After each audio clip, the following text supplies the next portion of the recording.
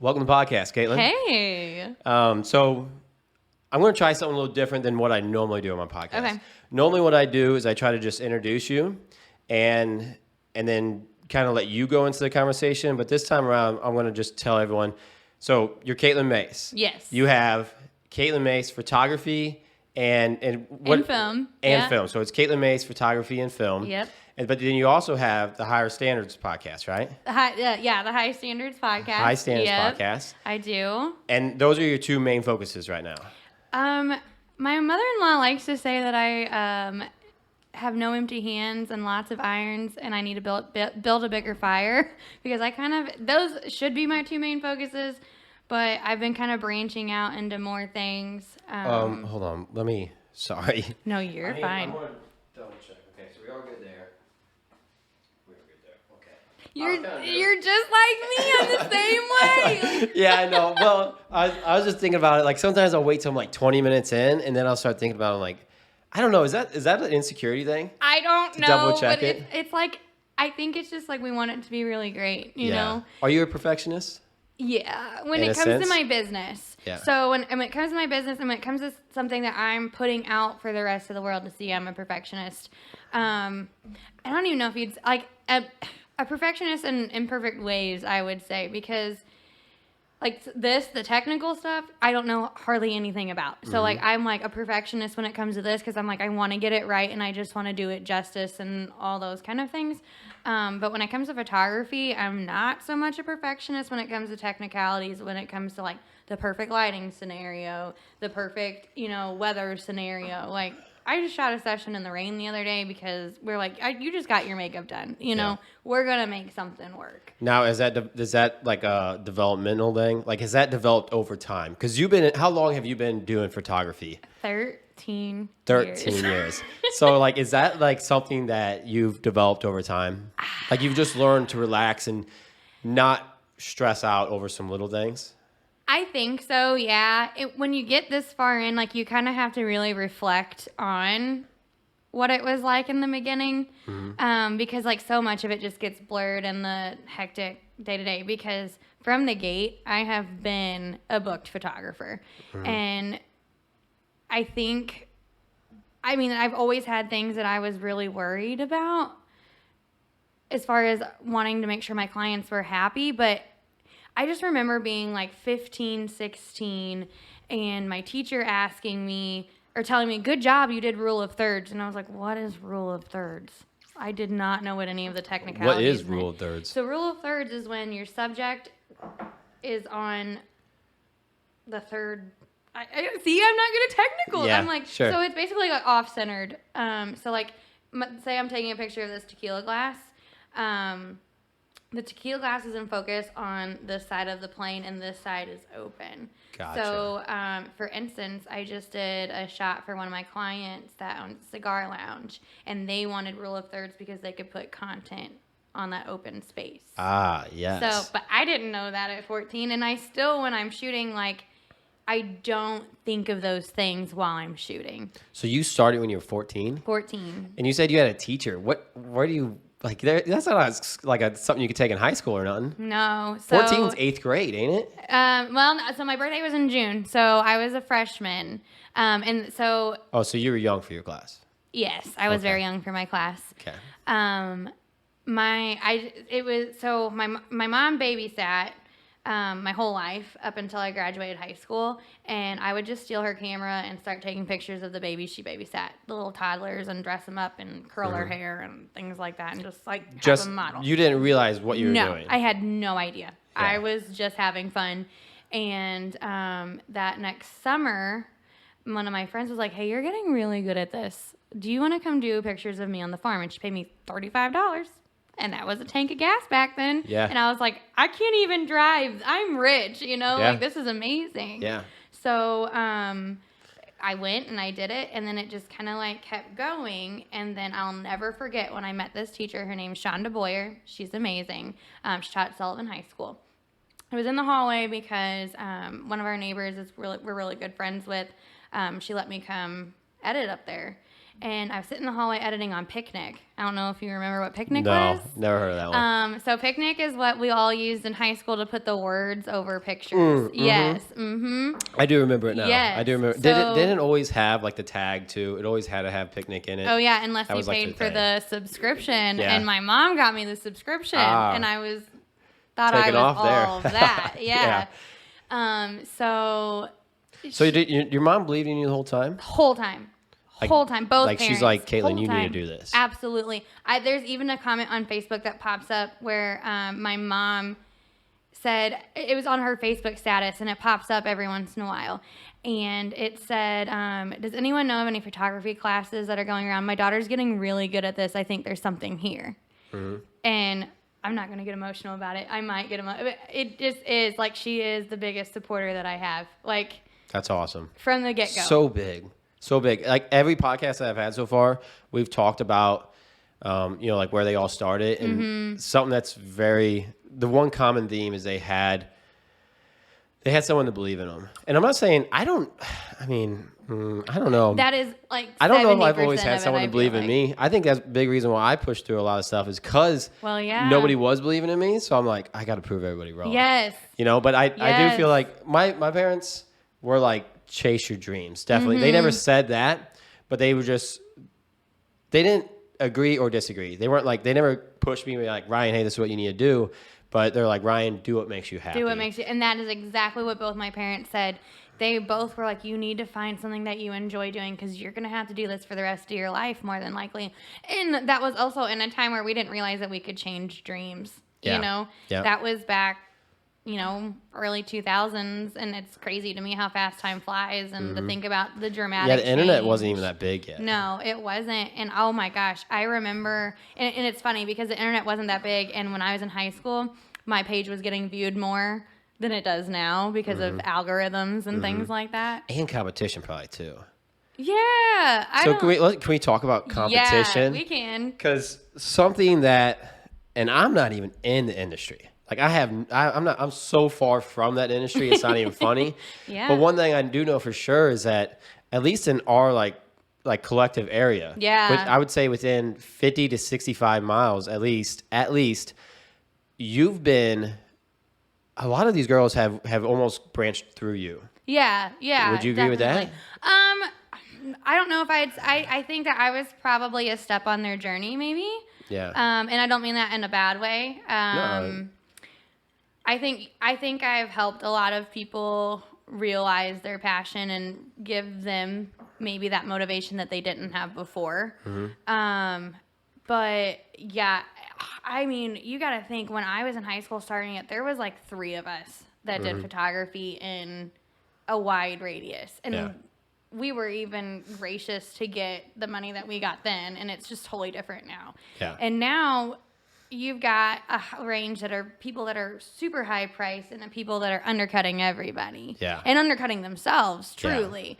But when it comes to like competition, like I'm really bad. I don't think I compete with anybody.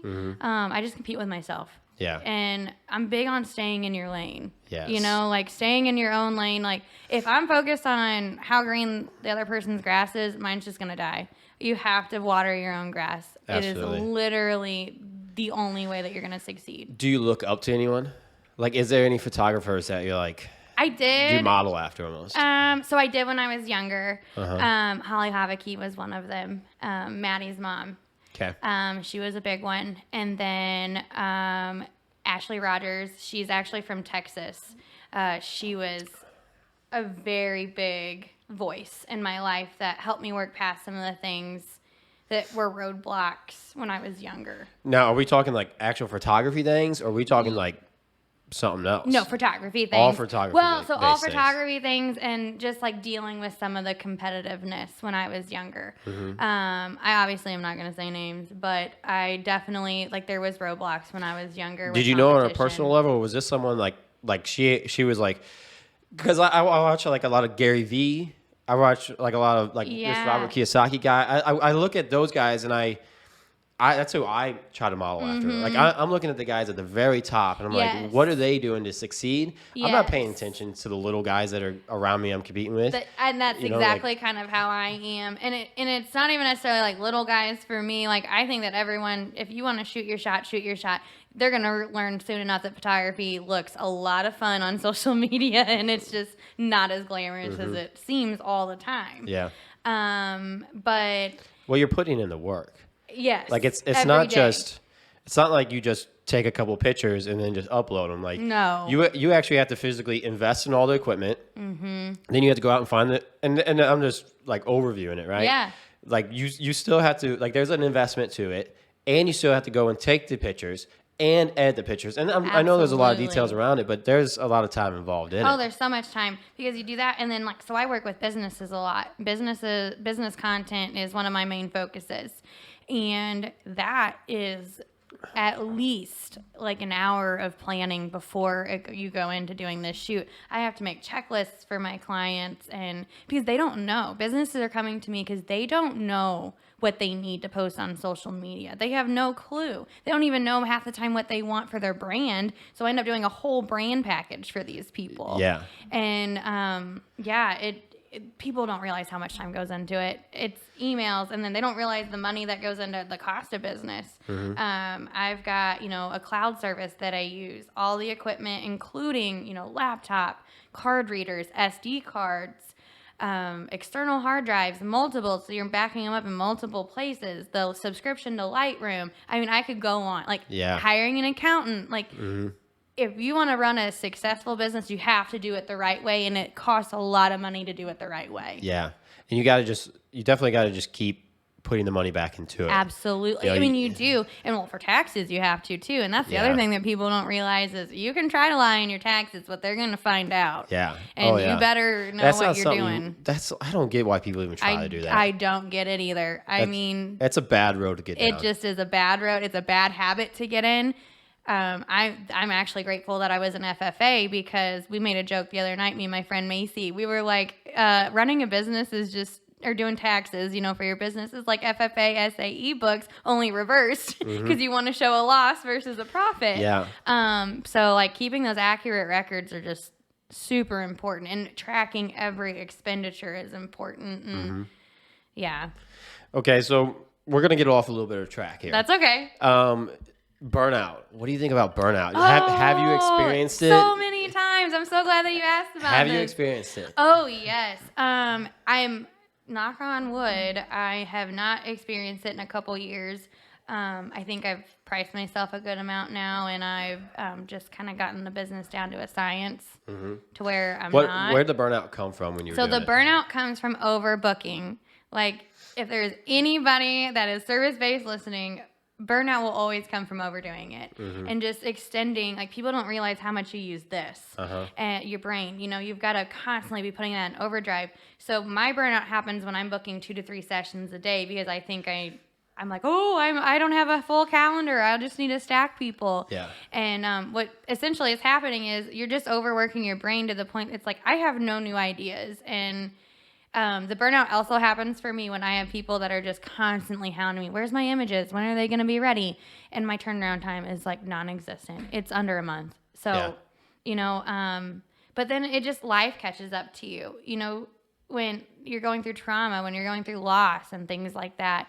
When I was getting married and you have all these big events, people don't realize just because you have all these events going on, life doesn't stop. Yeah. You have to keep pushing on and working with your clients and emailing people, constant communication.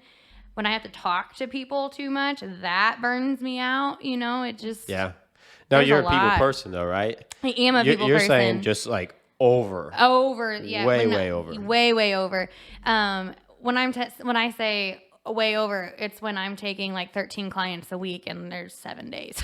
Yeah. And I shoot 5 of them, it's like. So do you delegate any of your editing or anything? Do you do all your editing? I do everything myself in-house. I always have and I always will.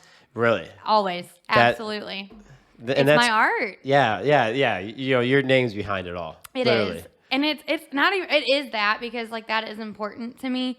But I'm more about how I treat people than how my name's presented. You know what and I think it goes hand in hand. I think when you do treat people that in a good way, your name's protected. But yeah, I've lost my train of thought. Well, no, we were just talking about burnout, and like burnout, how you got to it, and like how do you get through it? Like whenever it comes time, like because nobody plans for burnout. No, like it just like you're just in the hustle, and then all of a sudden burnout happens. And I listen to like a lot of podcasts. I follow a lot of guys online that are just doing things at a super, super high level. And they always talk about burnout. And I'm like always going after new things. So I've never experienced, actually I have experienced burnout. Like that's why I'm not in auto body anymore. Yeah. Because I just got burnt out on it. I was flipping cars on the side. I was working for it 8 hours a day, and I was doing it from 16 all the way up until I was 27, 28 years old. 27 years old, and that's when I bought the gym. And I still love cars and I still love auto body, but I was just ready to do something else in my life. And I don't think there's anything wrong with that, you know. For me, chasing through the burnout is realizing, okay, how many more months do I have until dead season? Because photographers usually do have a dead season. Sometimes I don't. Sometimes people surprise me and they want Christmas boudoir photos, and I am booked all December. But just kind of looking for that light in the tunnel, like how many more weeks do I have to get through this? And then just pushing yourself. You have to be self-motivated to be self-employed. Yeah. But just doing that, and then how I've prevented it from then is I would say working through it is just truly just being self-motivated and just picking yourself up time and time again and realizing this too shall pass. You're going to be fine. Just get through it. But now that 2 consecutive days off in a row is I have to have 2 consecutive days off in a row. That is absolutely my boundary. That's how you refuel. It is. Taking Sundays off. Absolutely. I won't even take Is that pictures. what you do? Take Sundays off? Absolutely. Will not even shoot pictures for my mom on Sunday. Same. Like, my Sunday, like I almost basically just turn my phone off. Me too. I do the same thing. I text my mom actually on Sunday. I was like, hey, I will not be on my phone today. If there's an emergency, please call Logan. And she's like, everything okay? You just taking the day to like have some peace and quiet? I'm like, I just need some peace and quiet. Yeah. Because we had that event with the collective, and there was so many people there. And when you're mingling with 80 people, and you're just like, I can't. That's a lot of people to talk to. Yeah, I don't even know if it was 80. I think it was closer to like 60, but that's still a lot of people. Crazy amount. It is, and it just seems like there's been a lot of events back to back to back. Like when like all these clients and all these people you meet, are you good with names and faces? Yeah, absolutely. I have a really weird memory. Like you could tell me your favorite color like 7 years ago, and I'll remember, and it'll make it really awkward. So like that's just an awesome trait to have. I'm really glad you say that, because sometimes I'm really embarrassed by my memory. Well, I think I'm in a similar boat, but it's not like that. But like if you told me your birthday, I will remember it for the rest of my life. Yeah. And I used to be very, very good with faces, and I could remember like weird details about people, but I was bad with names. Yeah. Like I was really bad with names because something about my brain. I don't know why I'm like this, but I'm like, it's almost like a little bit of ADHD where I'm like thinking ahead. Almost. I'm the same way. You're on that next step. What's next? What's coming next? Yes. So that's the other thing, with burnout too, with my calendar, is learning to, it's in your calendar. You've got this down. You've got contracts that will remind you, when it's a week ahead. Quit looking at how crazy the week is. Take it one day at a time. Yeah. And you can't, because I'm a constant like, okay, well, today I'm doing this, but tomorrow I'm this, and then Wednesday I'm that, and then da-da-da-da. No, today I'm just this. Yeah. Tomorrow will be what tomorrow is. You don't need to think about it. And that's been the hardest. That was probably the hardest roadblock for me to get over. So did you ever, sorry to cut you off, but did you ever get like anxiety through it? Oh gosh, I struggle through anxiety so bad. Like, really? Still? So bad. Still? Weddings, yes. I will always have wedding nightmares every time. Really? I have shot over 200 weddings, and I promise you, I have a nightmare before every wedding. Will not sleep. Really? Palms, sweaty, everything, until I get there and I get that camera in my hand, then I'm at peace. But it's that leading up to it. Is it because of like almost a little PTSD because of bad things that ever happened? No. Where's the anxiety? Moms, yes. Groom's moms, yes. And groomsmen, yes. Because of the way. But no. It's not bad things that happen at the wedding. It's the people in the wedding that cause the problems. Yeah. And sometimes it's not necessarily like anxiety for me. I've had groomsmen pee on my tires before. Out of anger? Yeah, because I asked them nicely to put their beer down. And they were so pissed that they peed on my tire and called me the C word. And I was Oh like, my gosh. Sammy was with me for this. She can vouch for this.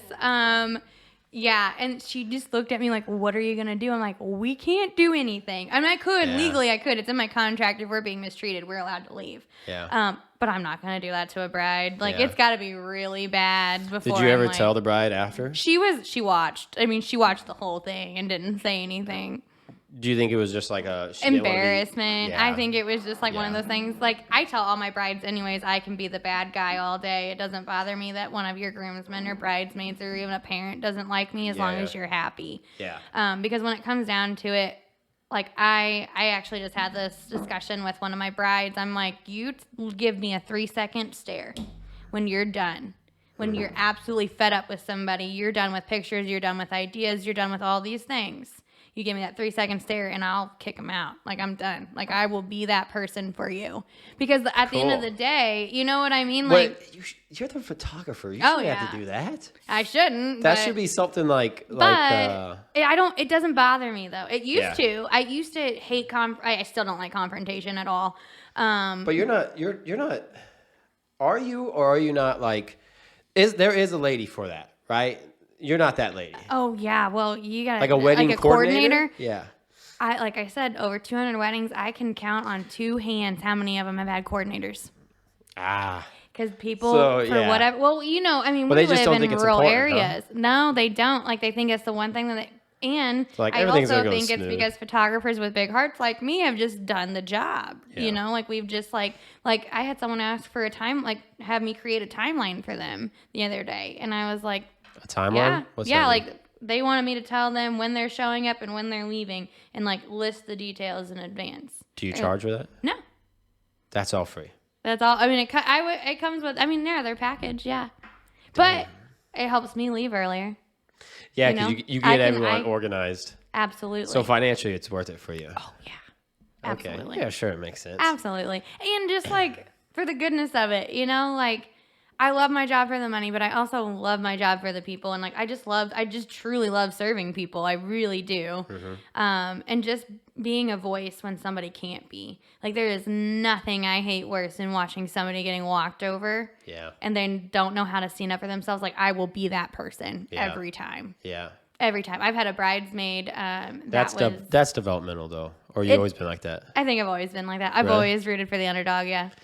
But did you always have the voice? Yeah. Really? Yes, absolutely. See, yeah. I'm the same way. I vote for the underdog, and I think I did at one time in my life. But when you do it, you definitely get a lot of like kickback. Yeah, you do. And you got to be ready for it. And if you're not ready for it, and I don't think when I as a young kid, I don't think I was ready for it. Yeah. And so that's where I really learned to like take a step back and be like, Ryan, you don't need to just keep your mouth shut. You don't need to be part of that. But nowadays, I am that way. Yeah. Like I root for the underdog. Now, I'm not that way for myself. I cannot hardly. I'm getting better about standing up for myself, but there was a period where anyone could just walk all over me, and it Really? absolutely. And that's what I was too, and that's how I was. I'm not anymore though. No, I'm not either. I'm not anymore. I hit a breakthrough this last year, and I'm like, I don't care if somebody doesn't like me because I'm standing up for myself and setting a boundary anymore. Yeah. You know, it's just. If As you long as don't it's for the like right me- reason. Yeah. Yeah. Yeah. And I find that people that don't like me because of it weren't even paying for my service anyways. So it's like, but and not Is even it a just mind that, over matter but- thing? Yeah, and it does take a while to get that mind over matter because, like, as much as I can talk big game about like not minding, when somebody doesn't like me, if it's somebody close to me that like has like been exited out of my life, it takes a long time for me to like process and heal that, and I still will be like, Logan, do you think I overspoke? Like, do you think and like I'll obsess over it for a little bit, but the older I get and the more Well, you should be able to reflect. self-development, yes, the more reflection I do, I'm like, I can find that peace easier. Yeah. Yeah. I think that's really important because sometimes you might say something, and I try my best to always make the right decision, and everybody always thinks they're making the right decision. Oh yes. But yeah, the older you get, I do feel like you got to be able to reflect on it, and like you said, just You be do. like, was I overstepping my boundaries there, or was I overreacting there? And so, and I couldn't tell you how many times I've way overreacted. Oh, same. And yeah. and that's why I'm much more critical on myself. Do you have to learn the hard way? Like, are you Oh, yeah. Yes. Dude, and it Same. sucks, man. It does suck. It sucks so bad, but I am so that way. Like, I've got to face it head on and learn, like, the hard way. My dad, I think that was probably one of the hardest lessons he learned in being a dad to a strong-willed girl was she's got to make her own mistakes. I can't tell you how many times I go back-roading with some of our friends, and my dad's like, what are you doing? Like, I'm learning. Like, I'm learning, Dad. Like, one MIP later, we learned. Yeah. But no, I mean, honestly, I think it's the best way to learn, though. I agree. I absolutely agree. And I actually just had this discussion with somebody at the bar the other night about how, like, if you don't learn the hard way, you don't appreciate the good, like the easy way, And I also tell myself that when it comes to burnout or comes to just even, like, I struggle sometimes with anxiety and depression for no reason, but it's just kind of like overcoming that and like reminding yourself, it'll pass, and you just gotta just keep. And that comes with time. It does. It comes with time. Everything comes with time. And like but you gotta go through it. Like the depression and anxiety. Because you won't appreciate anything if you don't. And you gotta be depressed. And you gotta have anxiety. You gotta have stress to know what it feels like, and also to have to find a way to work through it. Yes. And once you that's how you're able to handle some really complicated things in life. Absolutely. Because, like, I think depression and anxiety are just part of life. I agree. I think everybody's going to have to handle it. And if you've never been hurt and you never, like, had to go through anything hard, it's almost inevitable before you have to do it. You have, there's just no getting around it. Yeah, depression's going to come, one day when your mom or dad pass away, or someone you know passes away, and your life can be perfect, and someone can set your life up to where it's perfect. And if you're 50 years old and you've never gone through depression before, and this is your first time, it's gonna hit hard. Yeah. Yes, I think that's the one thing I like about our generation too is we're just so much more open about the anxiety and depression. And sometimes, like, the other generations want to act like that's a bad thing, but it's like it doesn't make us weak to talk about it. It doesn't make us like whiny to talk about it. It's just like normalizing it and be like, yeah, we've got it, but we work through it. You know, it just makes other people feel less alone. Yeah, it's almost just an emotion to me anymore. It just is. It is. Like happiness or sadness or whatever. I think it's just like an emotion. And I think what really helped me whenever because I at a young, up until a certain age, I never really dealt with it before. Like absolutely. I didn't have that rough of a childhood. And so I remember watching a video one time, and it was a dude that was younger than me, super famous on YouTube. Actually, Jake Paul. You ever heard of Jake Paul? Yeah. So I'm a big fan of Jake Paul. I think people underestimate who he really is because he's so young and successful, and he makes himself out to be a bad guy on social media. But if you really listen to him, he's this amazing dude. Donates a crap ton of money, always gives back, and he has a.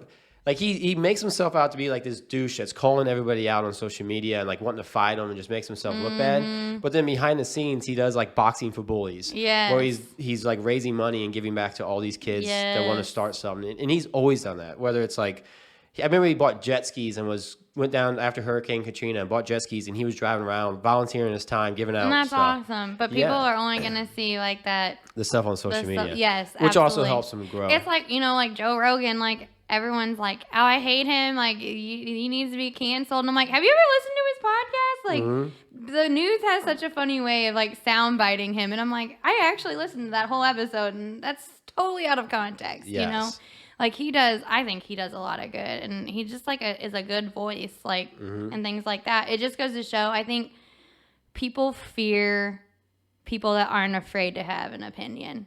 Oh, yeah. People really fear that. And I think people want us to kind of fear that just a little bit. But I think pushing past that is where the magic happens. Like, definitely. Absolutely. Definitely. Yeah. And so Jake Paul, I remember I watched a podcast on him. He talked about anxiety and depression. And he said that depression is you're worrying about something in your past, and anxiety is you're worried about something in your future. And so once you can really just like get that figured out. Yeah. Even if it's like something like I think everybody had this as a kid, like a little bit of anxiety for school on Monday. Absolutely. I think everybody the Sunday has that. scaries, as they call them. Yeah. And that's anxiety. Absolutely. That's exactly what that is. And once you can just figure out, you're like, oh, well, it's just another Monday. Like I've been going to school now for 6 months. Tomorrow's just Monday. It's just another day. And once you can just realize that, like, that's just what it is. Absolutely. You realize it's just an emotion, and you just deal with it, and you just go through it. And that's where I'm at. You were talking about, like reactions and things like that. I'm a firm believer, too, in, like, brain development has a lot to do with it. Like, the older you get, like, the more developed your brain is. Because before I turned 25, I constantly just reacted to things. Oh, yeah. I didn't, like, take time to reflect. It was just react. And it just, when you are constantly reacting and you're not reflecting, you're missing out on so much, you know? Yep. And now I can reflect back on, okay, what was it that was making me anxious about tomorrow? Mm-hmm. What is it, like yesterday I was super, super anxious all day long. And what it basically came down to, I couldn't figure it out. And then I was like, I know what it is. I'm not used to leaving my house at 7:30 p.m. on a Sunday. I was going to my friend's party. Yeah. And I got there and I was fine. I had a blast. I didn't want to leave, But it was just like that, getting out of routine and then getting out of comfort zone.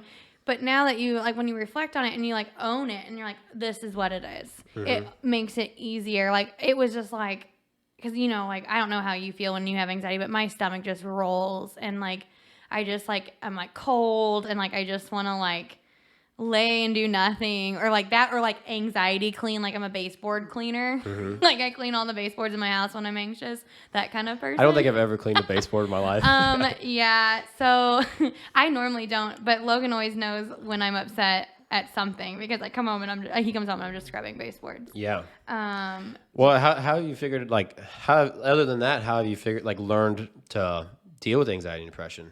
Like, what is, like, some methods you do? So I smoke medical marijuana. I was like, I don't know if we can talk about that. No, we can talk about whatever the hell we want. Okay, like, good. What are they? Who's gonna do what? You know? Exactly. I am a medical marijuana card holder, and I started smoking about 3 years ago. Mm-hmm. And I try to do my best to do the edible method, just because it's a little bit healthier for you, obviously, than and taking some of that in your lungs. But it's really helped me. Mm-hmm. And what I like to do is I will go through it. I will absolutely go through all, like, the tortured torment of my mind for as long as I can take it, and, like, really try to think about, why am I going through this? Why am I going through this? And when I finally am, like, to my point where I'm like, I've got to get a little bit of relief, I'll go smoke. Because I think, like we were talking about, I think that you have to go through those hard things. Like, you can't just be dimming that. Mm-hmm. And so when I go smoke, I'll bring my journal out, and I will write down everything that I'm thinking. And when I smoke, it's just like, this clears up. My brain clears up. It's not just smoking, it's journaling too. Yeah, and the journaling, that helps me journal, though, to calm my heart rate, calm my brain, calm my stomach, because it's anti-nausea, So mm-hmm. when I'm not even talking about getting blasted, like, I'm talking about 2-3 hits just to kind of just relax, breathe, and then get that journal, and I will write absolutely everything down. Yeah, because your mind's almost racing all the time. And I think that's part of being like an entrepreneur and being, like, having entrepreneurial mindset, is your brain's just always thinking, always going. Like, mm-hmm. I've got all these ideas. I wake up in the middle of the night sometimes thinking of recipes that I want to cook tomorrow, or or like, oh, this would be a really cool idea for a shoot, or I need to write this down. I do too. I'm learning to love it. Mm-hmm. Like, I'm learning to learn that just because my mind is racing, it isn't always a bad thing. And I'm also learning that sometimes being really excited about something can present itself as anxiety. Yeah. And that's when you're so used to dealing with a negative anxiety, you almost, when you're a kid, you get the butterflies, you were so excited. Yeah. But then when you're an adult and you feel anxiety for the first time, like real, true, sad anxiety, the line becomes blurred. Like, you almost can't differentiate mm-hmm. when you're excited or when you're anxious. And, like, last night I was driving, like, dude, because they feel the same. You're just excited. Yeah, they do. And when you're an adult, they absolutely feel the same. Yeah. I mean, and maybe when you're a kid too. I didn't struggle with it when I was a kid. I was a really happy-go-lucky kid, and mine hit me. No, I mean, like I said, everybody gets the Sunday scaries for school. Yeah, absolutely. I don't know anybody that didn't. Yeah. I mean, that's probably a very small number of people. The whole, like, first 2 months of kindergarten, I bawled my eyes out and refused to go. I was like, and then like the last 2 years of high school, I'm like, Mom, I have a job that pays the bills. Like, can I just drop out, you know? Yeah. And no. I was going to say, did you? Did not drop out of high school. If you could go back in drop out of time? college. No, I would have kept going. Mainly because my senior year, I had 55 seniors in the yearbook, and that was huge. Oh, that launched my career, you know, because for a while I was like the top senior photographer, and I'm not bragging. Like I had that many seniors from Washington, Union, Rolla, St. Louis, Cuba, Owensville, you know, all of them. I was pulling from literally all the counties. Yeah, it's amazing. And it was, you know, it really was, like when I look back, and I really struggled. Like one of my burnouts, this was back in, I think, 2019, 2020. I just kept asking, is this all I'm supposed to do for the rest of my life? I've been doing this since I was 14. Is this literally all I'm made for? And I realized, like, that's okay if this is all I'm made for, because I'm doing a lot of good, you know? And also, like, if I don't succeed anything else for the rest of my life, I had a business when most people, you know, were going to parties after high school. Dude, you know, 14 which is years nothing old, wrong I had with no that. clue what I wanted to do in my life. But yeah, Like the fact that you figured out what you wanted to do at such a young age is amazing. yeah. Because at 14-year-old Ryan, 15, even 20-year-old Ryan had no clue what he wanted to do with his life. He was just this young, confused boy. And I didn't even think business or anything like that was even in my wheelhouse. Like, yeah, you know, like I didn't even think, I was just like, oh, you know, I grew up poor. So it's like, I just didn't think it was even like something I was allowed to do. Like I didn't think it was an option in life. Yes. And it was just like it was like, you know, I slowly started making changes in my life, and I slowly started like I would see light, and I would just, I'm like, I'm going to go for that light. You gotta like keep, and like that's just basically what it is. And like small steps to keep going where you in want. the light, you know, like just always looking towards that light and like figuring it out. Yes, I agree. Like I absolutely agree. Yeah, it's huge. It is. I had some questions, but I totally forgot now. I swear, like I had no idea how much we had in common. Yeah, well, you know, that's well, also like because I feel like it's like an entrepreneurial day. Yes, it is. Like I think because there was a few entrepreneurial people that I don't know, it's weird because I kept a lot in as a kid too, and I never talked about like what I really wanted in life because I didn't even think it was achievable for me. Yeah. So what I really wanted in life is what I'm doing right now. Yes. And so for years, I remember there was a time in my life that I didn't think I could even buy a $10,000 vehicle. Yeah. Like I know exactly what you mean. And so like it's just been like these progressive steps. And then I remember it's just so crazy how like I think I'm more mental on myself. I think I'm harder on myself than anybody else can be. And I think it's a self-doubt, and I think it's the way you're raised, and I think it's I do think it is. I think it's society. It is society. I mean, there's just so much that goes into play. But like I still forgot water. I got some that water is right here. so funny. Yeah. But I was worried about getting nice. When you like when you think about it though, like aren't you so glad that we didn't have as much when we were younger, because we appreciate where we're at right now much freaking more. I remember so like we weren't like super poor by any means, but like we were like conservatively poor. You know what I mean? Like as far as my dad worked his butt off. My mom babysat and made money on the side, but we had one pair of tennis shoes a year and you wore them. Yeah. Like we didn't just go out and get all these, you know, tons of clothes for the school year. You went school shopping like once, you know, like you didn't get new clothes all the time and things like that. So when Logan bought me from a yard sale, mind you, he bought me this arcade basketball net game. You know what I'm talking about? The one where you guys shoot together? Yeah. Bought for $20. I literally cried because I was like, I've always wanted one of these since I was a kid. And like, we just never had one. Like we didn't have, like we had everything we needed, but we didn't have room for extra. Yeah. And when he got that, it was just like, oh my goodness. You know, I just appreciate a $25 like yard sale basketball game. Like I appreciated it so much more than I would have, I think, like to Logan, you know, like they were able to take vacations to Mexico and like do all these things. And not that there's any, that's great. You know, like he loved his childhood and I think that's great. But like when I was like freaking out over this basketball game, he's like, why are you so excited about this? Like, but you don't understand. Like, we didn't get these kind of things. And I've always wanted one. And it's just like little things like that. So is that a lot of your motivation? I think so. Yeah. I remember being in high school and I made a bet with my dad that I wouldn't drink. So that's why I didn't party a whole lot. I think, back to what you said about like the people doubted me. I had a lot of people doubt that I would make it through high school without drinking. And so that kind of motivated me. And I think that motivation kind of went hand in hand with running my business because I wasn't distracted.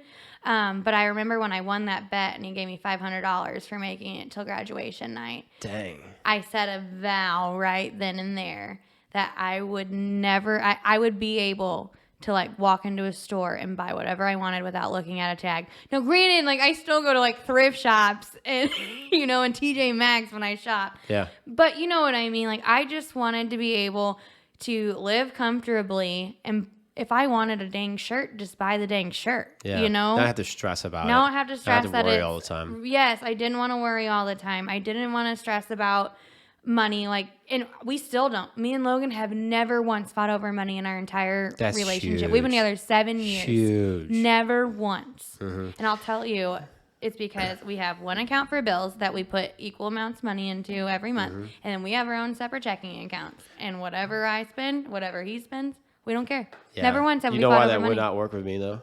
Why? Is because I'm the kind of guy that I'll go for broke. And so like if I'm going for something, I will use every last dollar I got. I'm not scared to sell cars. I'll sell my house. I'll sell anything to make it happen. To go and make it happen. And so if me and you are putting money in the account together, or me and or my girlfriend or whoever I'm with, if I'm putting money in an account with them, and I'm wanting to make something happen, I'm going to use every dollar out of it. And it's good. And that right there is where it's going to really. But Logan's not, so it's perfect. But he doesn't mind. No.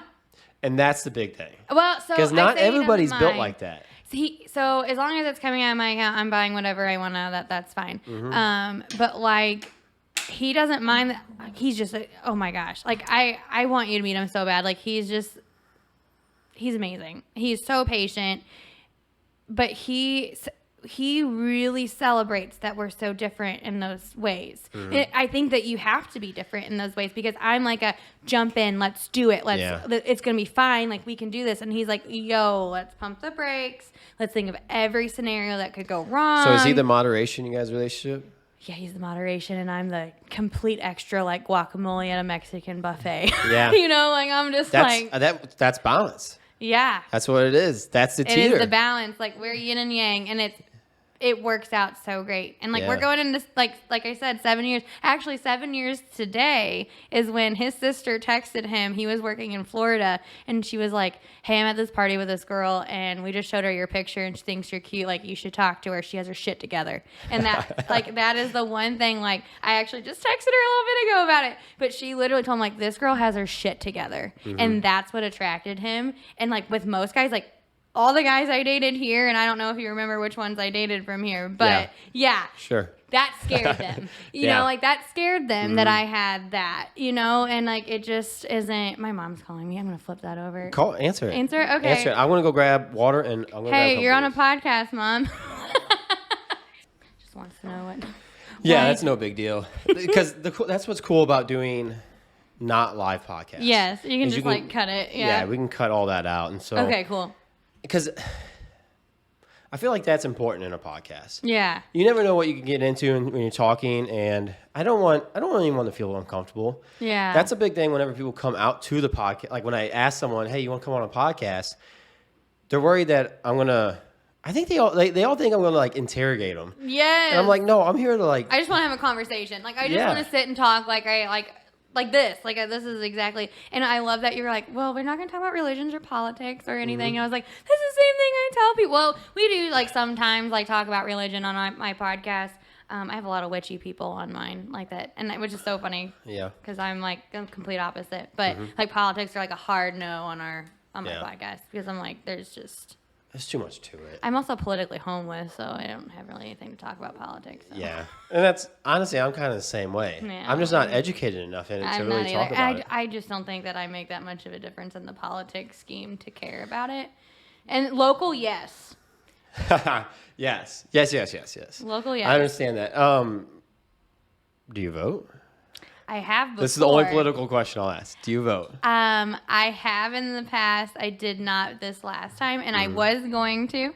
But I was going to, and I don't care if you know, like, and I don't even care if you leave this in the podcast, like, whatever you want. I literally don't care. Yeah. But I didn't vote the last time because my voter registration card was still in Rosebud, like for Rosebud, and I was like, I can't get out there. I had to shoot. But I was going to vote third party because I didn't like either candidate. So, really? Yeah.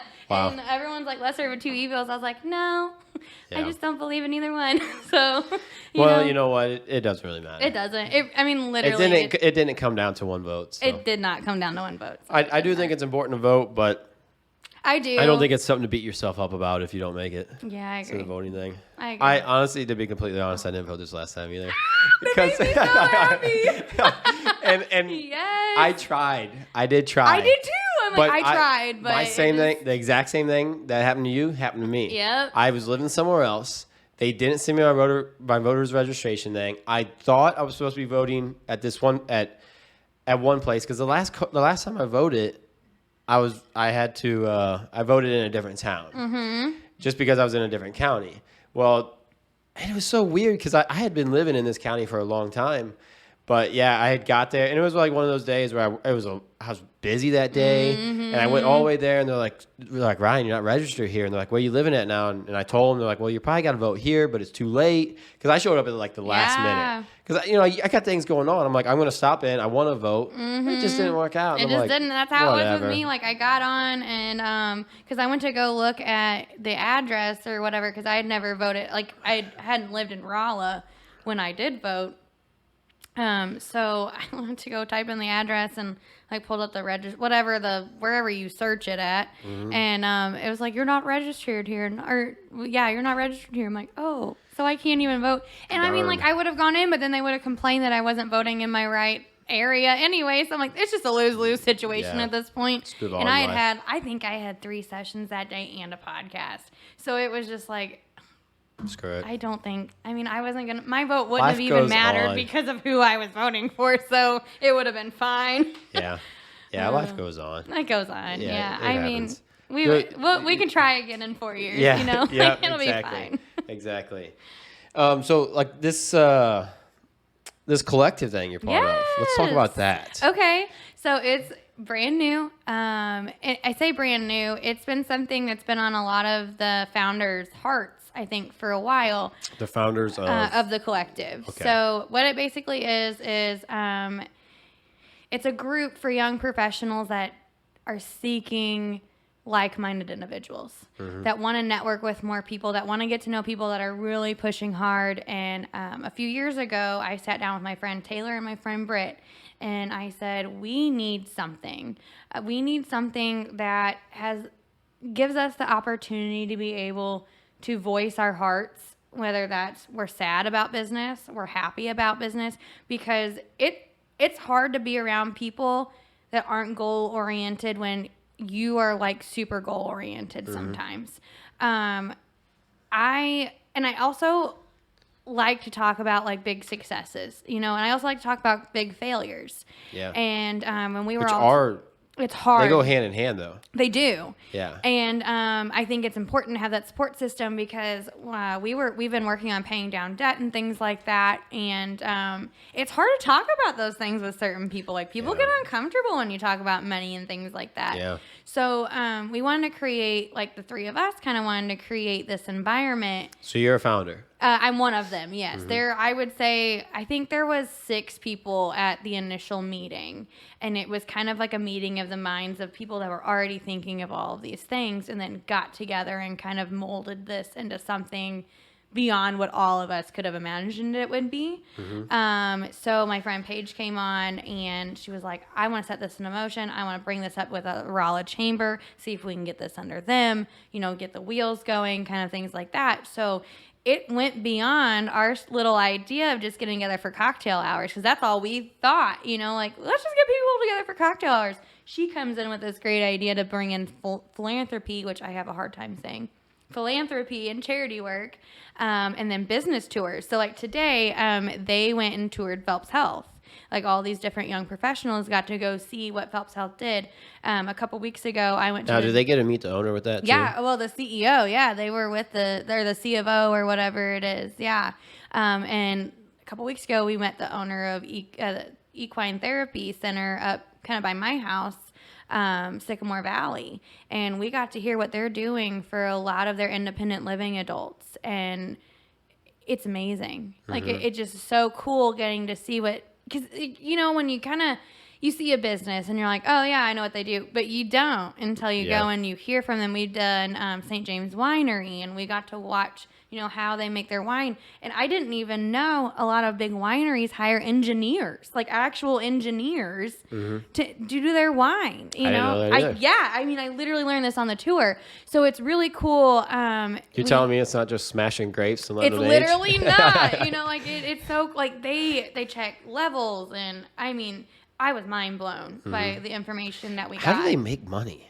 I guess they outsource a lot of the products. I think some wineries definitely do outsource their grapes. I know of a couple that do, but then I know others that have their own grapes, And but they gotta.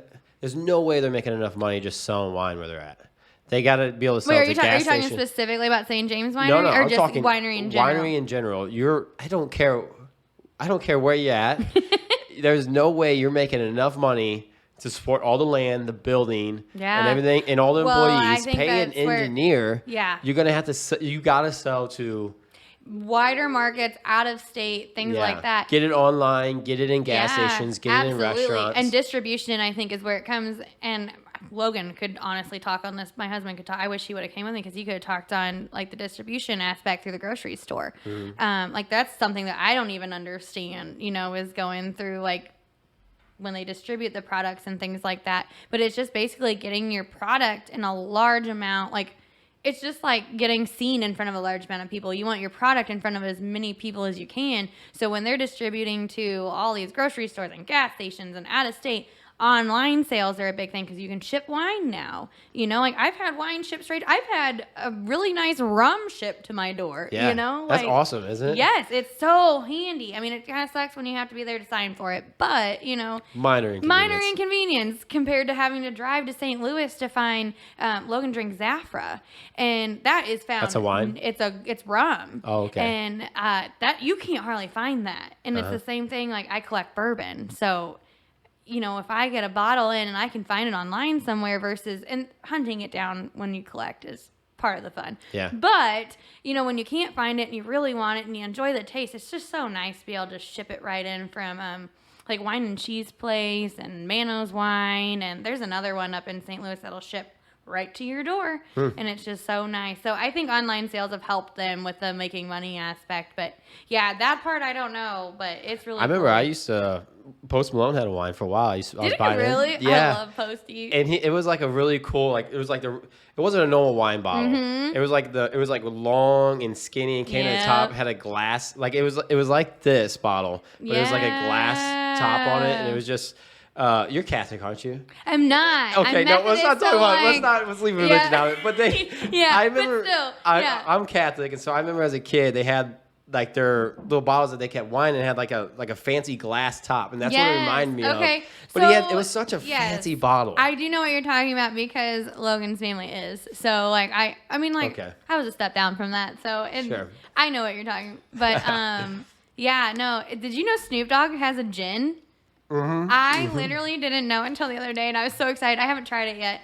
I swear I'm not an alcoholic. I just genuinely love the taste of like different like. I don't drink to get drunk. Like I genuinely love the taste of certain things, like bourbon. God, I love the taste of bourbon. So bourbon's your drink of choice. Oh yes, like you should see our bar. Like I need another shelf, and I already have like 4. Really? Yeah. See, those whiskey and bourbon is something I can never get into. Really? I don't know why. That's so I have no funny. Clue why. Yeah. I'm a tequila guy though. That's why we're drinking tequila. tequila. That's awesome though. I have a good. So have you ever had Cadigo? I don't think so. Okay, you need to get. What's the bottle look like? I don't think I have a picture of it. It's kind of like shaped like that, only a little bit taller. Cadigo Rosa is what I drink, and you can just sip on that on the rocks. Is it 100% agave? I don't know. That's a big thing. Like that's a big thing. I think it probably is, but I mean, like it's good. It's an expensive one? It's like $60 a bottle. Yeah, I'd say. But like literally, like you can just pour a couple shots, or an ounce over the rocks and just smooth. Silver? Is it silver tequila? It's pink. It's Rosa. Oh. Yeah. Oh, I don't think I've ever had it. I definitely never had it, but I don't even think I've ever heard it. Well, and Cadigo has a couple different ones, but that's my favorite tequila. So. I had never had this before Cabo either. Wabo's good. Cabo, yeah. That is what made me very, very ill on my on my 23rd birthday, I think it was. But it was my fault. I was drinking it on the rocks. At just Sputz, straight. Just straight on, because I like I said, I like the flavors of things. And it was my birthday, so we went to Sputz. I don't know if you've ever been to Sputz in Vichy or not. I can't say I have. Oh, you're missing out. It is like the best dive bar. It's like Clancy's, really? only bigger. Really? Well, I say it's like what Clancy's was when we were running around, things like that. Dive bars are the best. Dive bars are truly the best. And it's like one of the only bars you can still smoke in. So, I mean, I'm not a smoker. I'm not a smoker either, but I'm like. This is going to sound crazy. And my dad smoked growing up, so I won't smoke. I'll smoke a cigar. I enjoy smoking a cigar every now and then, but it's different. It is different. Oh, it's very different for sure. And I've stayed away from it my entire life, but it's almost comforting. It's almost like homey, and it sounds so disgusting and weird. Because I've truly never smoked a cigarette. Like, well, okay, one night when I was drunk, I took, I think, one drag off one at a bachelorette party, and I was like, oh, no way. Yeah. Like, and it was like barely like a micro puff. I was like, I cannot do that. And I have never tried it since, because I'm like, I've already, like, I smoke weed. That's probably enough. Yeah. And now I've been, like, into cigars because I'm the Cigar Lounge Club member. And last night I tried, Robert, the guy that gave it to me, is gonna be like, what the heck? Yeah. But it was Chocolate Tecano, I think is what it's called. I definitely need to go there. Leatherwood is the name, and I'm a member, so I can take you anytime. Is and it I in have Raleigh? Tequila in there. Is it what? Is it in Raleigh? It's in St. James. Ooh, yes, even closer. Even closer. Yeah. And it's a private lounge kind of thing. Like, you have to be a member or be with a member. I think actually you can pay for a day pass. But I'm a diplomat member, which means, like, I can tell them, like, hey, I'm bringing guests in. Don't let anybody else in. And as long as no one else has done that day. So do they have someone working there 24/7? Yeah, the owners. Or like, the owners are there 24/7. They're your kind of people. Like, they are hard workers. Like, dang. Absolutely. We were actually all. I would love to meet these people. Absolutely, and you need to go just seriously, to taste I and want meet you to them take me as well. there sometime. Okay, absolutely, yeah, anytime. Like, seriously, like, because these are Arturo Fuentes. Okay, I'm still learning. And they're teaching me as I go. And they're if they listen to this podcast, if they ever hear me say that, they're like, I like. Robert's like totally chill about it. Like, he'll be like, oh yeah, you did your best. Like, he's such a nice guy. Like, he won't even care. I really like these. Like, I'm not. I've just is that recently. What that is right that's there? What this is. Yes. Yeah. And I bought, like, this is what this whole box is here. It's full cigars, yes. and I bought a bunch of different kinds. And I only recently did it. This is past 6 months. I've just gotten cigars, and this pack here, and it was like a 6-pack. And it was like $35. It was the best cigar I've had out of them all. And I've tried a bunch of different cigars. Yeah. It's like, I like the ones that are smooth burning. Yeah. Like, some of them, it's like some of them like you have to keep puffing on to keep them going. These things, once you light them, they just keep themselves keep going. Yes. Yeah. So I don't know. Like, this is one that, and I can't find it anywhere. I bought it at a local smoke shop. Yep. And they I think they just bought it. Like, I'm going to introduce you to Leatherwood, and your whole entire life's going to change. I'm ready for it. And I can buy cigars and take them from there, right? Absolutely. They have a huge humidor. Huge. Cool. Like, in this place, like, it looks like you step, like, so they just, Julia, Robert's wife, designed all of this, and she put so much thought into it. And from every decoration piece so when you go to the lounge, you have to open a bookcase to get to the lounge. And then when you get in the lounge, it looks like you're in, like, the 1920s, 30s in the speakeasy, really, like, dark, private, leather couches, like old bar looking, and they have the windows. And I told them, and it wasn't even intentional, they said, but I thought it was. They have 2 lamps on either side of the bar. And those lamps reflect on the windows that they have in there, and then there's that brick wall behind the windows. And I said, it feels like we're in New York in 1920, and it's raining, and that's the street lamps glowing. Yeah. And he was like, I have chills. I'm like, I'm serious. Like, that's exactly what I thought the intention was, you know? And, I mean, they're just so knowledgeable and So they passionate. have another business there too? No, like that's what they do. So like they sell the cigars and they have the lounge. And, I like being a diplomat member, I have a dram cabinet. So I have a good sipping tequila, I have a good sipping bourbon, and then I need to bring in a really good dry red wine as well. That way, because like he'll tell you like, what are you guys drinking? And we'll tell him, and he'll pair it right with it.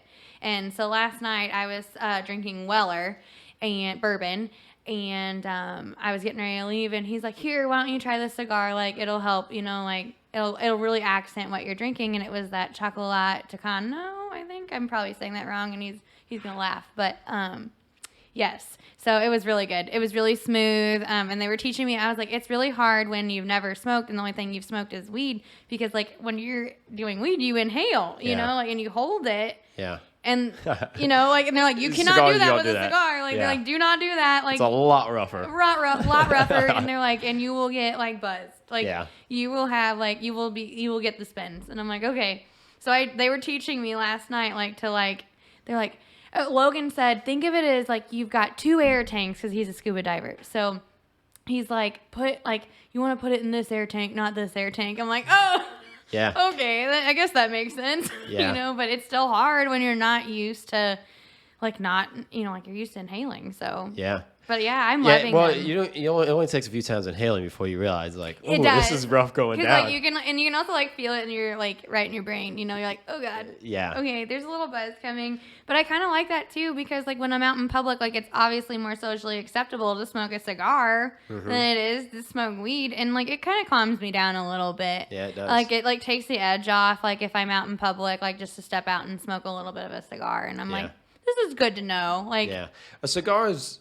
If you inhale, obviously, but if you're just smoking a cigar, it's just calming enough. Yes, like just calm enough. It's not a crazy head rush. No, it's not just and you know, maybe 30 minutes, relax, and then you can go back to your life. Yep. You know, weed, you can't do that with weed. I can. Can you? Yes, within 30. Well, smoking edibles, absolutely not. Like anyone that wants to try weed for the first time, like please do not eat an edible unless you're going to bed. Like please do not. Yeah. But I'm very passionate about dosage, and I did an edible one time. It was a pot brownie. That's not an edible. Is that? Yeah, it's an edible. Yeah. Anything you eat is I ate a pot brownie one time.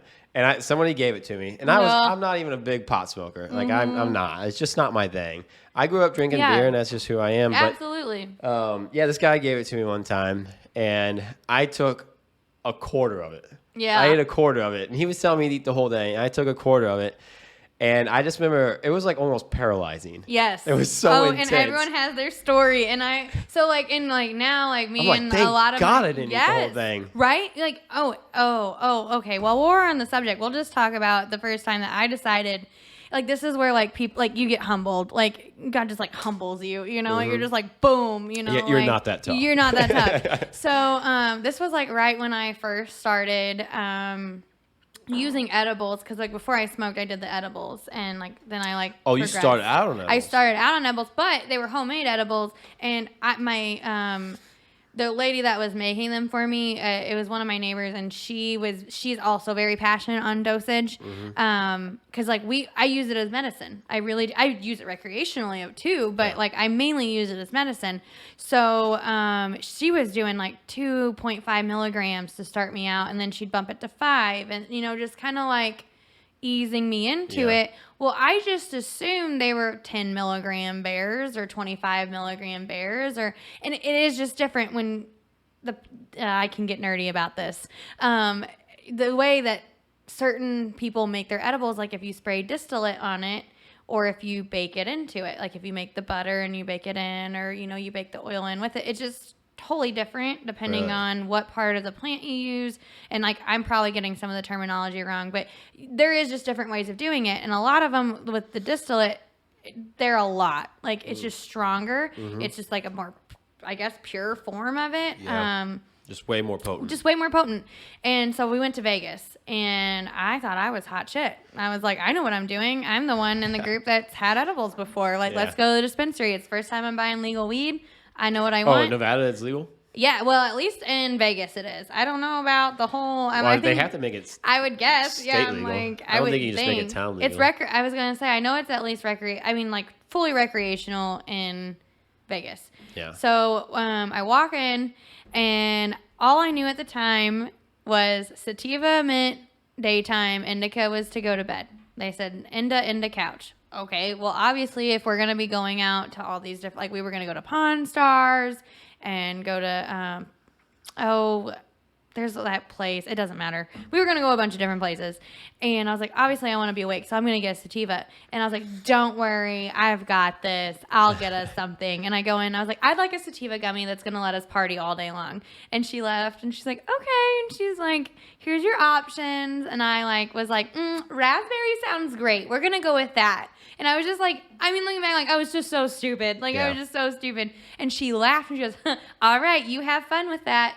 And gave her the money. Yeah, she knew exactly what was going to happen. Absolutely. She probably sees it all the time. All the time, And they just don't care in Vegas. They're vacationers. Yeah. They're not, especially if you're going through a recreational line, they're just assuming that you want to get blasted. You're going through a medical line, they're going to ask you questions. Yeah. So, we were walking on the street, and one of my friends, I was like, do you think I should take two? And she was like, I don't know. You've never had these. I was like, yeah, you're right. We'll just take one. And if it doesn't kick in an hour, we'll take another one. Oh my gosh. Oh my gosh. Stoned. Just so bad. So it was really funny because for the first 2 hours, I was hilarious. Logan was laughing at me, rolling his eyes laughing. His best friend's still functional. Still functional. Absolutely still functional. Walking around Vegas, laughing, poking fun at things, just being, living my best life. And his best friend's like, wow, Logan, I've never done this, but, your wife, I've never seen her like this. I want to do this. I think I'm going to take one. And then we went to, go through Pawn Stars. We go up the stairs to Pawn Stars, Rick's bar, and we're sitting there. The boys go outside. Are you still feeling good, though, Still feeling good this whole time. You're like, I'm good. I'm good, yeah, this whole time. Going to the bar. I'm sitting at the bar.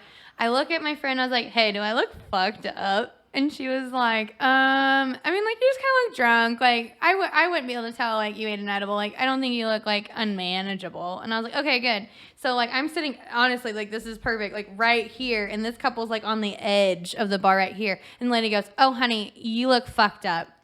And just like that, I was paranoid. Absolutely paranoid. To the point where, everything was in slow motion. It was that's what my vision looked like. Everything was just everything was just this. Yeah.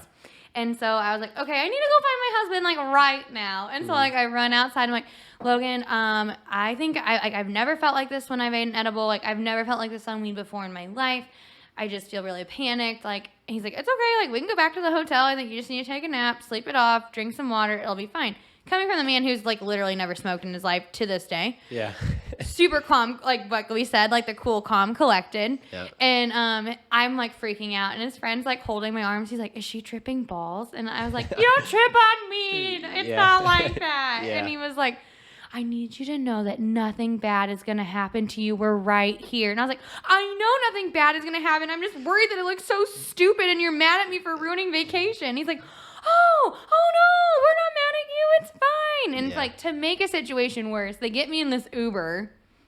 And it's gotta be the only Uber in Vegas that has not only a black light, not only a strobe light, not only a fog machine, but playing techno music all in one vehicle. Yeah. And I'm just sitting in the back, stone silent, white knuckled, face head, it was terrible. And they kind of forgot because I just gotten quiet, and I think they just kind of were like, oh, she's coming out of it. Everything, she's good now. She's good. Everything's fine. And we get out, and Logan's friend was like, can you imagine being fucked after that? And he was dead serious. He was not poking fun at me. Yeah. He was like, can you imagine that would have sucked? I was like, I lived it and it was terrible. I need to go home. So I napped it off and I was fine. Like literally hour and a half nap. I woke up in a great mood. Really? Yes. But yeah, edibles can last so much longer. Yeah. So much longer. Yeah. I like to smoke. Luckily I was not in Vegas and I was at my house and I just like, it was a Sunday night. Did you think you were going to die?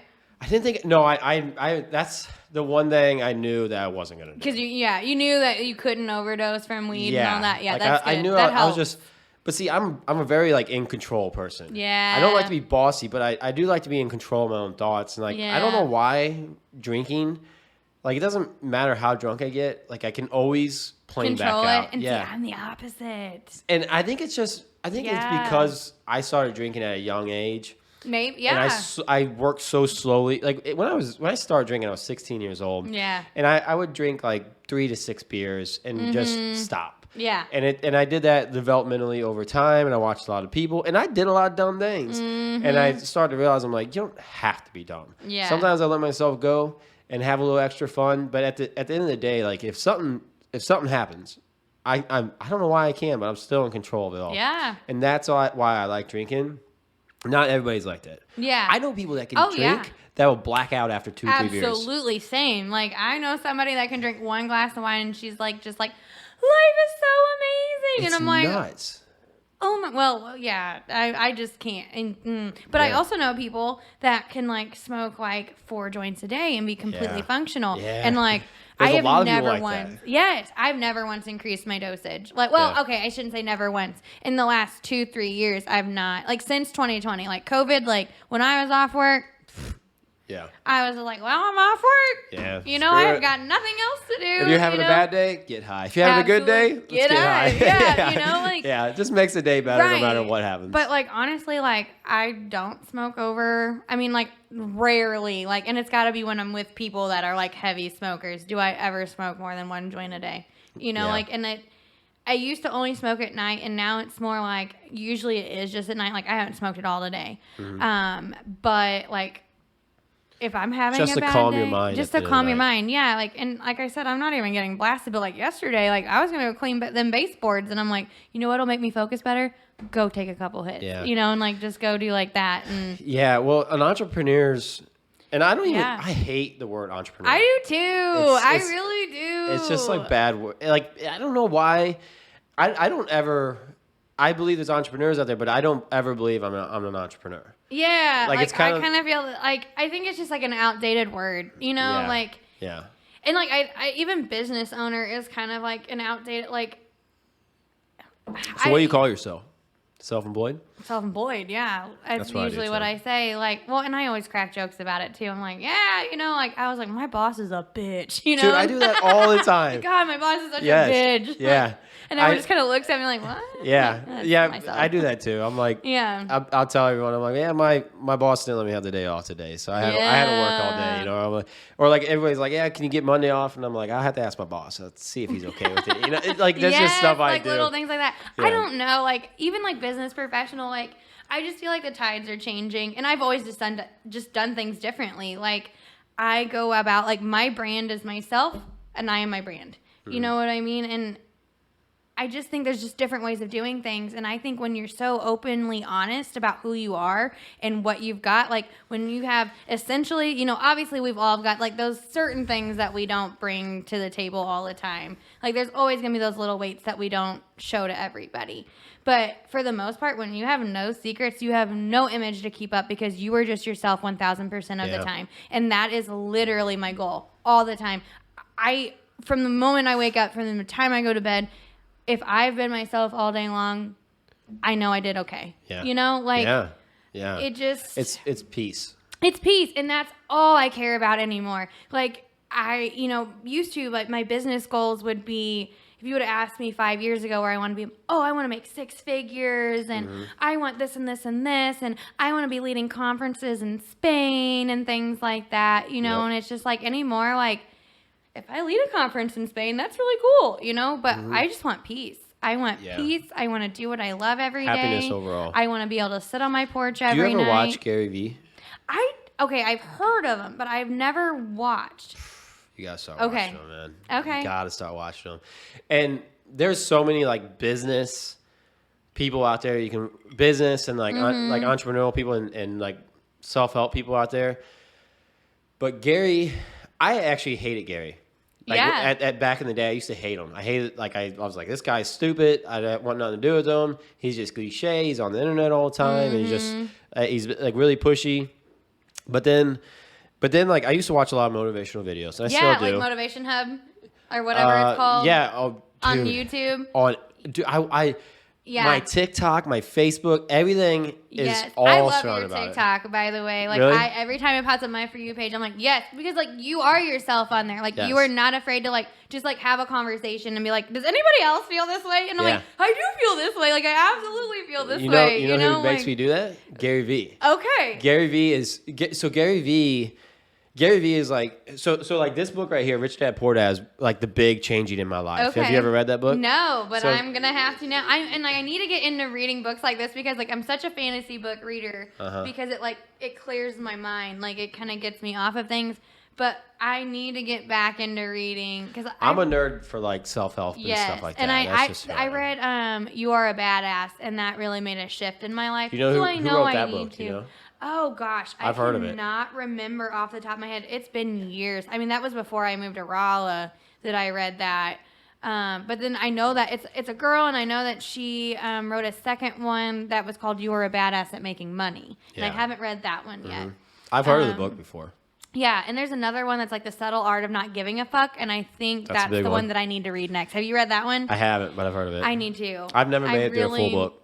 You've never made it through a full book? Nope. Not even Knees? Nope. That's so funny. Yeah, because I spiral off. Like I start reading, I start spiraling. Like that brain of like, I'm just like, well, I can read a chapter and then I learn something from it, and as I'm learning, I'm starting to think into like how can I use this in my life? Absolutely, yeah. And then I get busy and I move on in my life, and Rich Dad Poor Dad's like that was my book like back in the day, like 2018 is when I first started reading it, and I don't know, I've read pretty far into it 6 times now, at least six times, and you just can't finish it. That's so funny, and I need to because I'll probably learn something. I've never read any of these books without learning something. You know, I think it is like nonfiction books. I do think that I'm the same way. Like I actually don't know that I finished You're a Badass. Mm-hmm.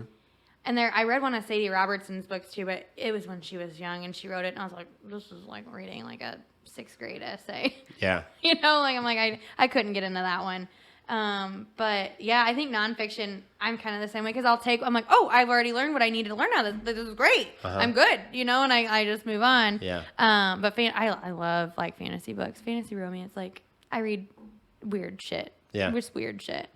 But that's just something you enjoy. It is. Because like it just, and so we were talking earlier, you know, about overcoming like the burnout, and for me, it's drawing inspiration a lot of times from sources that are not photography.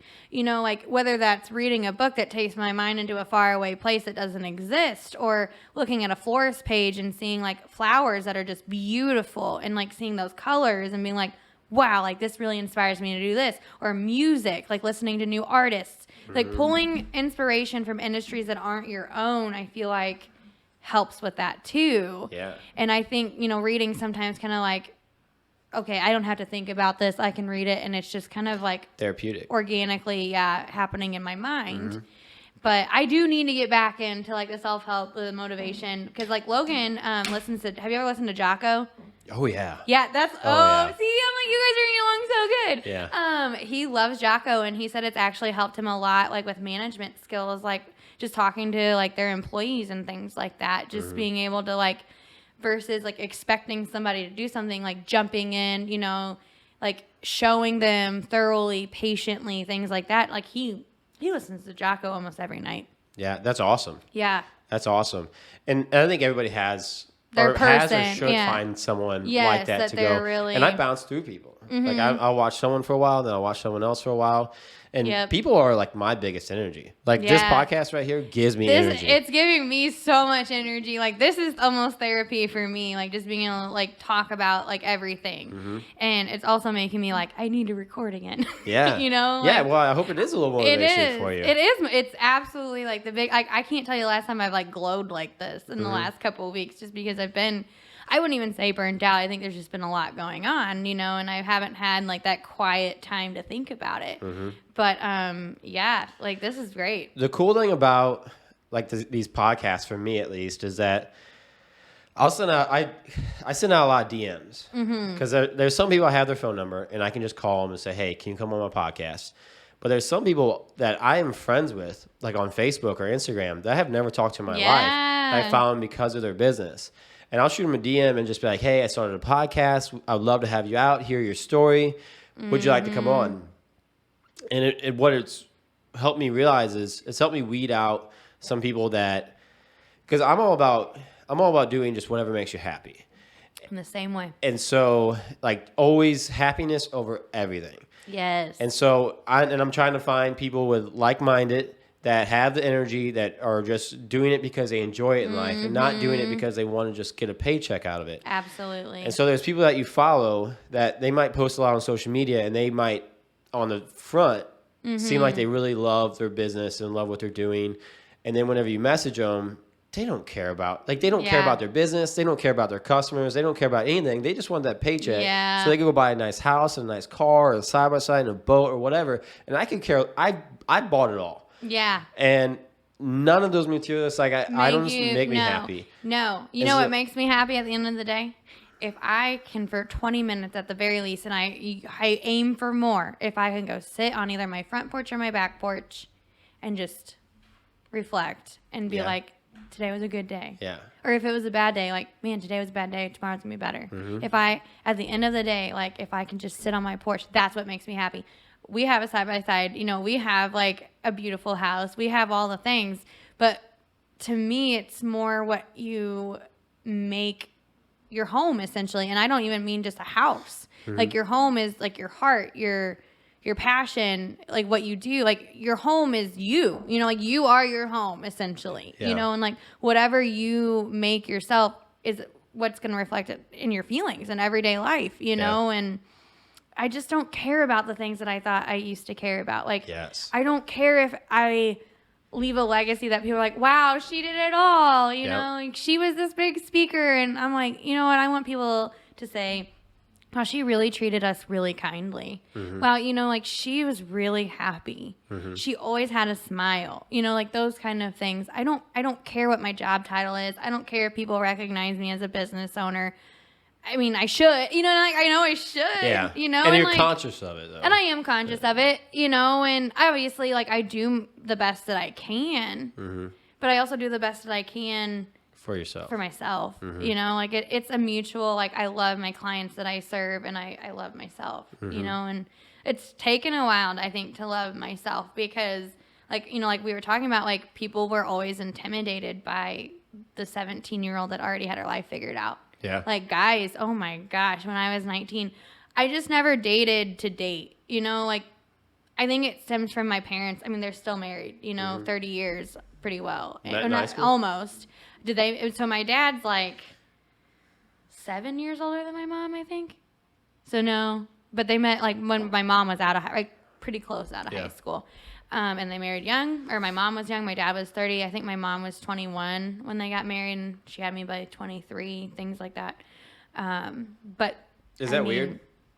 No, not really. No. Because I'm 29. I'm going to be turning 30 this year, and I guarantee if I was dating a 21-year-old, I'd catch some flack for it. Probably. Yeah. Is it just different times? I think so, and I also think it's not or is it necessarily just you age. just shouldn't care? I think you shouldn't care, but I also think that, like, age has some to do with it, but, like, also there are people that I know that are just way more mature than their age. One of my best friends that lives in Raleigh, she's a lot younger than me. She's been in our life since she was 17. Yeah. You know, and she's 24 now, so she's not a lot younger than me. But 24 is young. 24 is young, but you would never know meeting her that she was that young. Yeah. And she's got her head on so straight. She's beautiful. My mother-in-law calls her a human fern. Like, wow.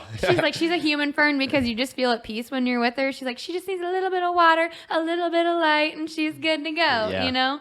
And she just creates that oxygen that makes everybody feel at peace, like that kind of thing. But I think if somebody has the maturity level that reaches yours and they're young, like, hey, I mean, like, you can't, you can't put too much pressure on it. And I think once they're 21, like, I think, it's fair game no matter what. Yeah. Like, game on. Like, I think people worry way too much about it, Yeah, see, I don't know about 21-year-olds nowadays, though, yeah, like, where they're at. I won't even, like, anymore, I'm just like, I won't even look. Yeah, because, it's kind of rare to find people that are that young right now that have passions about things. At that age, everybody thinks everybody thinks they're mature. They think they got it all figured out, and they're so mature, and they just have, we're know-it-alls at that age. And we're super know-it-alls, reactory, like, reacting to everything, know-it-alls all the time. Yeah.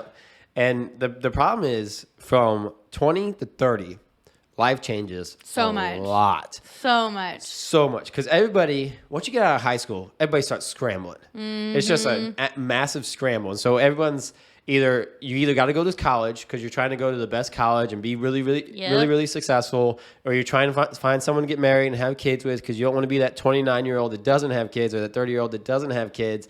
And so everybody's just scrambling to figure out their lives. Mm-hmm. And so people are just clinging on to people all over the place. All over. And people are getting in relationships they shouldn't be getting in. Absolutely. People are going to colleges they shouldn't be going to. They're doing things that just out of like peer pressure. And so what ends up happening is people get married and have kids and go to these colleges. Yeah, they're doing so many different things. They don't know who they are yet sometimes. Yes. And like you said, like I'm the exception to the rule. I knew who I was. Yes.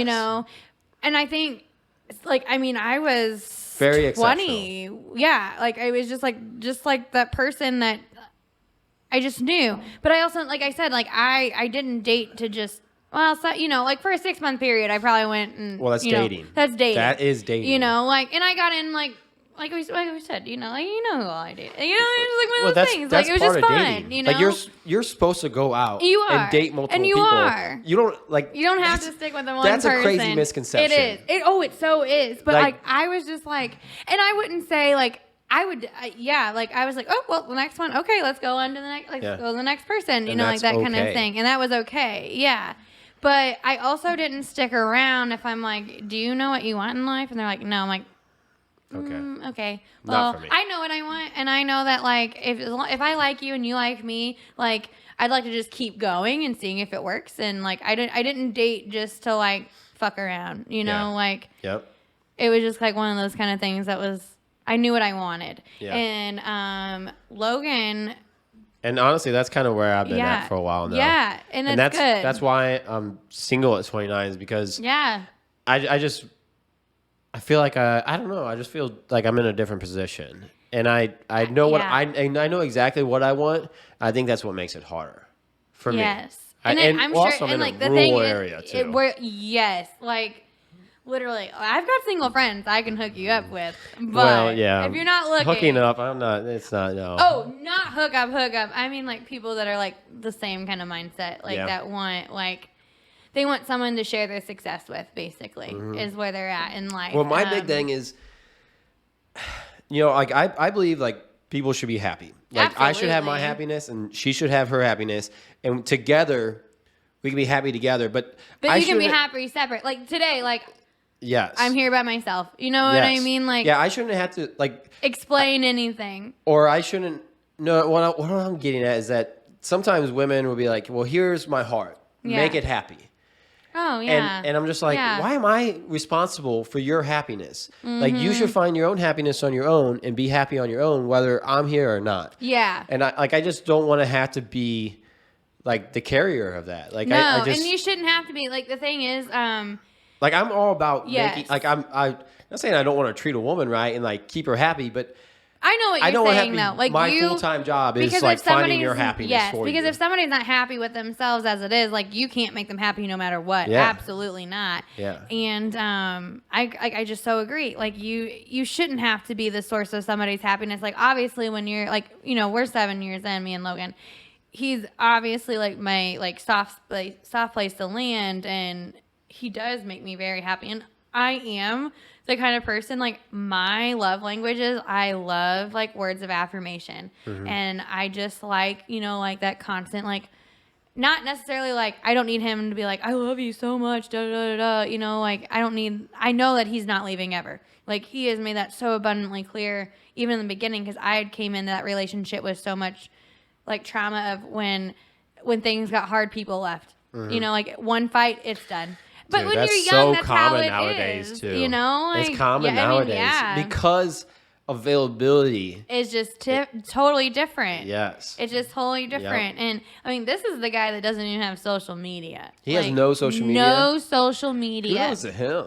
He's a unicorn. Yeah. And I think you guys have met a couple times. Yeah, I've met him before. Okay, yeah. Because he was asking when I told him I was going on your podcast, and he's like, "Who's Ryan?" I was like, "You know him." Like, I was like, "I don't know how to describe him." I was like, "He's really like, you know, he was friends with Cameron and all that." And he was like, "Oh, okay, like I think I know." And like the only question he had, like he was totally supportive. He goes, "Is he trustworthy?" I was like, "Yes, Logan." He's like, Sure. "Okay." He's like, "Show me a picture." I show him a picture. He's like, "Yes, he looks so familiar. Like I think I know him and all that." It's been a And I was long like, time. It's but been I definitely so met him. long. Yeah.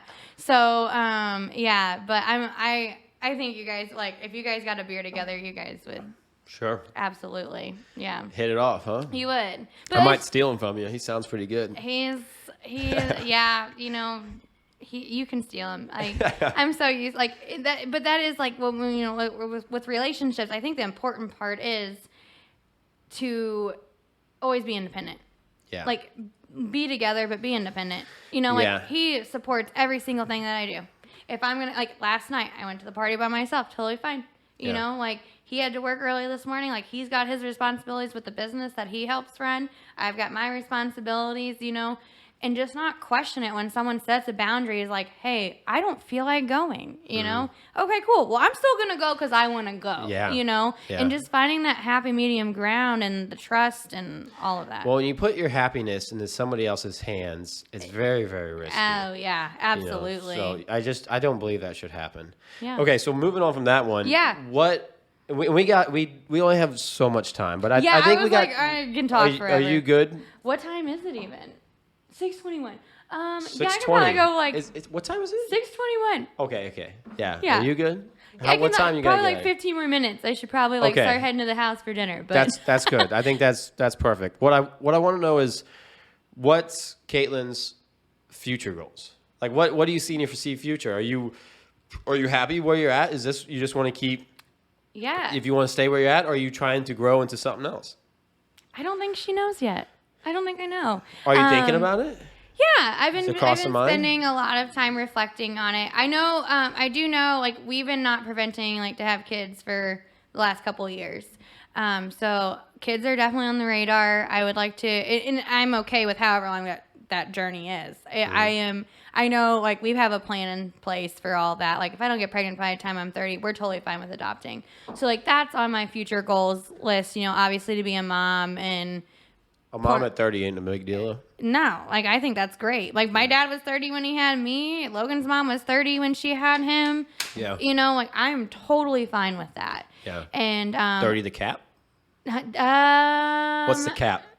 What's the mom cap? I think the mom cap when I'll be like, we're gonna adopt because like we're just not getting pregnant will be 32. Because like there's just so much good going on right now. I mean that might change, and I'm okay with that. You know, like I think it's like TBD. You know, like. If I decide like, okay, nothing's working, I'm choosing to forego IVF just because I just think there's so many kids in the system that I would rather spend the money on that than because our insurance will never cover it. Like we don't have that kind of good insurance. Yeah. So, but aside from that, I just want peace. Like I just want work-life balance, and I'm kind of going towards that. I'd like to get back into my podcast. Yeah. I think it'd be really cool to be a traveling podcaster, like go to state and like just interview really cool people because I like the in-person aspect and I feel like you're the same way. I don't want to do over the phone. I don't think that's something that I'll ever do. There would not. There is a connection here. There is. That would not be like over. I can't focus over the phone. Like I want to look into somebody's eyes. I want to be able to like have these conversations organically and not like forcing things. And, share a drink, share a cigar, share whatever. Like just kind of that kind of thing. Like share a moment. There's an interpersonal connection here. Absolutely. Yeah, that's important. So that's definitely where I'm headed. And then other than that, like wherever life's, I'm a big fan of saying, like, I know we said no religion, but like they always say God or men playing God laughs. And like, that's just like the biggest thing for me is like no plans that I have set. Yeah. There's a saying, if you want to hear God laugh, tell him your plans. Tell him your plans. Yeah, that's a good song. Is that a song? It isn't a song. It is it's Ashley McBride probably. Is that? Who? Ashley McBride? No, I'm thinking of, oh my goodness. I'm like, the Van Zants. You know what I'm talking about? Yes. Yeah. He talks about working with his hands. Yeah. Oh my gosh. What song is that? It's like, don't get too high on the bottle. Yeah. What song is that's a good song. We'll look at you have your phone? Look it up on your phone. Yeah, it's on my Spotify for sure. Dude, I haven't heard that song in so long. I'll probably listen to it once you leave tonight. You should. Like, it's a good song. Let's see. Van Zant. I can't type. Oh, you probably don't have much service either. Help somebody. Help somebody. That's a good song. That's the song to live by. That's an amazing song. If anybody's listening to this podcast right now, you gotta go listen to Help Somebody by Van Zant. Like it is amazing song. It's words to live by. Yeah, it truly is. That's what's awesome about country music. Yeah, it is. And I love red dirt country and all that because it's just such a deeper lyrics, deeper writing. Well, that's what makes music so good. Yes. Is the lyrics. I actually have like a pep talk playlist, like when I'm like in a bad mood, or if I like today, like I listen to it on the way here to like pump myself up, and it's just like mostly like all positive songs, like that are like giving you like a pep talk, like that's while you're going. Yeah, absolutely. I start every playlist because I just have like YouTube music, and so I just click on a song like that I like, and it's all motivational in some sense to me. And then a lot of times I'll just let it play off of that. But there's some days where I just need the motivation, and I have 250 songs that all motivate me, and it's just I'm building that. I think I'm up to like 80 right now, but I'm building that. And like Help Somebody, I don't know why that wasn't on there. That has to go on there. Like I'm adding that on there. I'll probably listen to it on the way home too. Well, you definitely get energy off that kind of stuff. You do, and it is so crazy how music can change everything. Because yesterday when I was anxious, Logan's like, "Go smoke some weed and go listen to 2000 hip hop." Like Strange Japan dance hip hop. And I was like, because that's what I always joke about is like the Strange Japan dance is like dancing to all that. So music's therapeutic. It is. Like people sleep on it, and I think because a lot of people like therapy is like a like something people don't like. Like they act like they don't ever want nothing to do with therapy. Therapy is like whatever, they don't like it. But how many people have turned to music for therapy? So many. Some people turn to writing. Like it's the same. It's when an artist writes a song, it's essentially like when you're journaling when you're anxious. Yeah. Like that's their feeling going into that. Yeah. I mean, as long as they're doing it right. I think right now we are kind of seeing a surge in Nashville where they're just Luke pumping Combs. out. I think Luke Combs is that way. Yeah, I know, and I didn't feel that way at first, and now I'm like, oh. No, I've got that vibe. I feel like someone else. You guys would get along. You would steal him. I feel like everything Luke Combs puts out is all just scripted. It is so scripted. I feel like it's there's a tall building in Nashville with a big long table that's at the very top, and it's a bunch of guys that all sit together, guys and girls, it doesn't matter. And I feel like they all write a song, and they're about beer. They're like, here you go, sing this. Absolutely. And we're going to make you famous. And I think that dude just sold out. He had no talent at all. Absolutely. And they're like, we'll make you famous. You just sing what we sing. You do what we say. You post what we tell you to do. And we'll make you famous. And we'll push you everywhere. Yeah. And I think that's how he got big. I could see that. And I was like, so Logan's always said that too. And I'm like, no way. Like the Sheriff song. Have you ever? We can share if you want to. That's a good Maybe. song. I try not to listen to it. Yeah, but that was like, I mean, that was before he was famous. Like that song came out, really? you know. So like that was like the era that I kind of like. But it's just like there's so many artists. Like I was really nervous when Cody Johnson went famous because I'm like, no, don't change him. You know, like I love Cody Johnson, and I don't think they really super have yet. But I kind of miss the days when he didn't have like the full sound band. You know?